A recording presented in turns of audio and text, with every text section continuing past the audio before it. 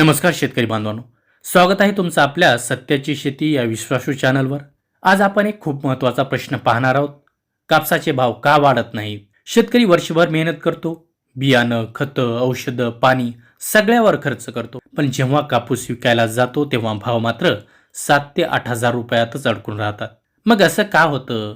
याचं पहिलं मोठं कारण आहे आंतरराष्ट्रीय बाजारपेठ। कापूस हा फक्त भारतातच नाही तर चायना, USA, ब्राझील सारख्या देशांमध्ये मोठ्या प्रमाणात पिकवला जातो।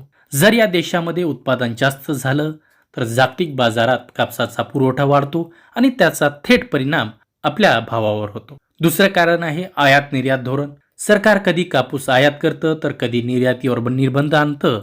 यामुळे देशात कापूस जास्त प्रमाणात उपलब्ध होतो आणि भाव वाढण्याऐवजी कमीच राहतो। तिसरं कारण आहे मिल्स आणि व्यापारी। मोठ्या टेक्सटाईल मिल्स जेव्हा त्यांच्याकडे आधीच स्टॉक भरलेला असतो तेव्हा ते नवीन कापूस खरेदी कमी करतात।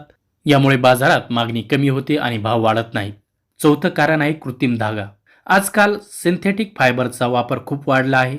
पॉलिस्टर सारखे कपडे स्वस्त मिळतात, यामुळे कापसाची मागणी कमी होते। पाचवं कारण आहे शेतकऱ्यांची एकाच वेळी विक्री। बहुतेक शेतकरी कापूस काढल्यावर लगेच विक्री करतात, यामुळे एकाच वेळी बाजारात मोठा माल येतो आणि भाव खाली येतात। म्हणजेच आपण मेहनत करतो पण भाव ठरवतो बाजार आणि धोरण। मग उपाय काय? कापूस साठवणूक करून योग्य वेळी विक्री करा, बाजारभाव आणि आंतरराष्ट्रीय बातम्यावर लक्ष ठेवा, एकत्रितपणे शेतकरी गट तयार करा, थेट मिल्सशी संपर्क करण्याचा प्रयत्न करा। शेवटी एकच सांगतो, माहितीचं शस्त्र वापरा आणि योग्य वेळी निर्णय घ्या। जर तुम्हाला अशी खरी आणि उपयोगी माहिती हवी असेल तर सत्याची शेती या चॅनलला सबस्क्राईब करा आणि व्हिडिओ शेअर करायला विसरू नका। धन्यवाद।